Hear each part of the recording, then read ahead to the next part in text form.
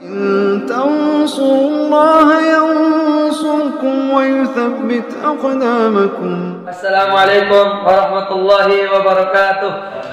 Alhamdulillah, puja dan puji kehadirat Allah Subhanahu wa taala, zatnya Tuhan yang paling pantas untuk disembah, dituntuti, dicintai dan juga ditakuti. Dialah zat yang telah menciptakan semua yang di langit, semua yang di bumi, dan semua yang ada di kedalaman lautan, terlihat dengan mata kita atau tidak. Dan dia telah menggantungkan segala nikmatnya dari makanan, minuman, pakaian, kesehatan, dan segala sesuatu yang dibutuhkan dari roda kehidupan kita di muka bumi ini dengan memuji namanya Alhamdulillah.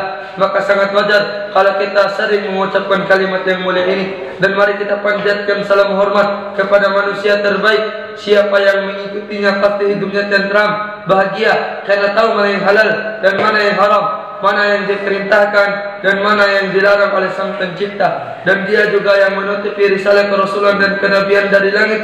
Dan dia dinobatkan menjadi pemimpin anak Adam pada hari kiamat. Walaupun lahirnya sudah mendekati akhir zaman, manusia yang pertama kali mengetuk pintu surga dan yang pertama kali masuk ke dalamnya. Dan juga Sang Pencipta Allah dan malaikatnya memberikan hormat kepada manusia terbaik ini. Maka sangat wajar kalau kita mengucapkan salam hormat ini kepada Nabi besar Muhammad sallallahu alaihi wasallam.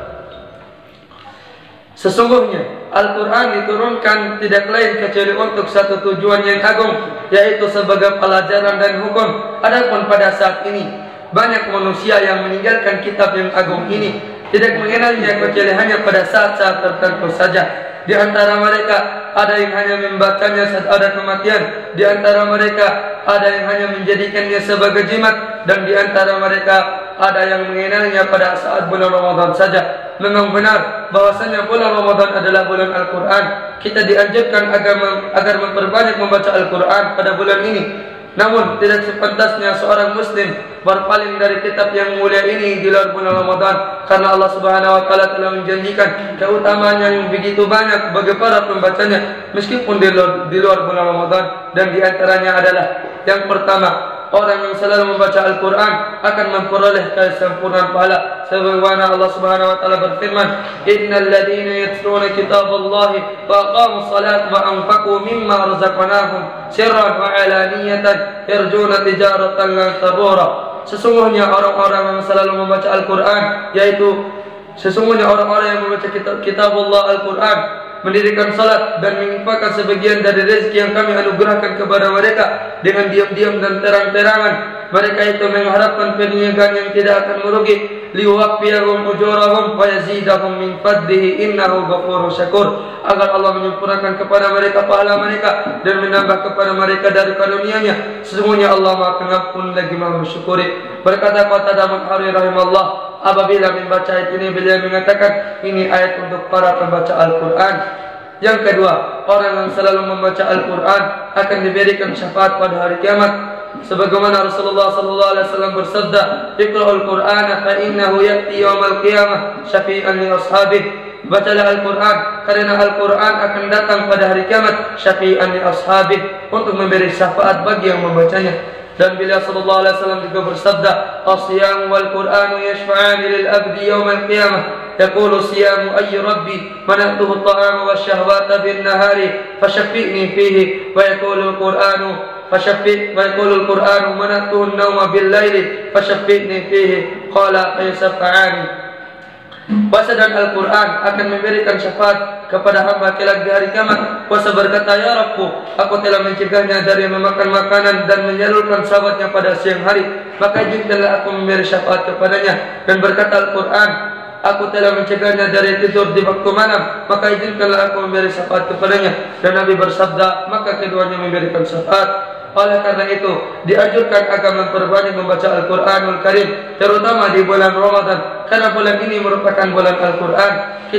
Para ulama salafus saleh bila menghadapi bulan Ramadan, mereka menyambutnya dengan membaca Al-Quran lebih banyak daripada bulan lainnya.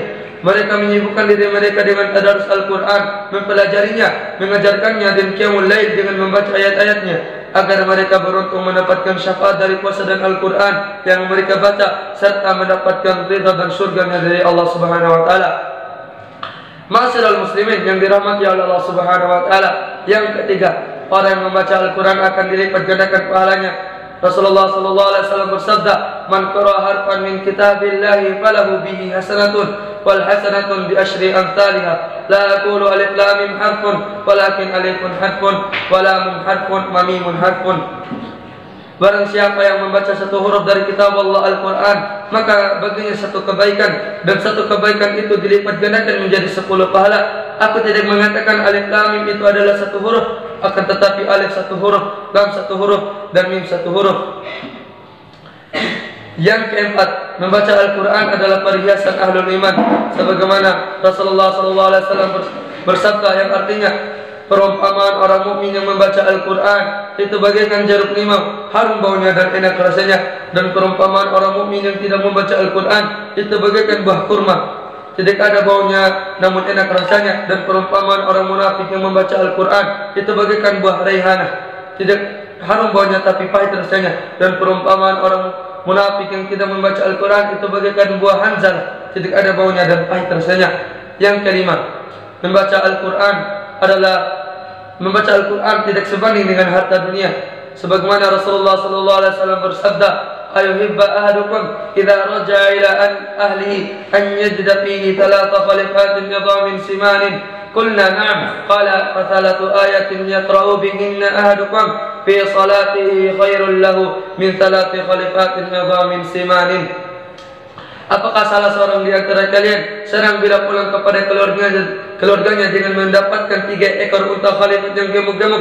Kami pun berkata, "Ya wahai Rasulullah." Beliau bersabda, "Maka 3 ayat yang dibaca salah seorang di antara kalian dalam salatnya itu lebih baik daripada 3 ekor unta khalifat yang gemuk-gemuk."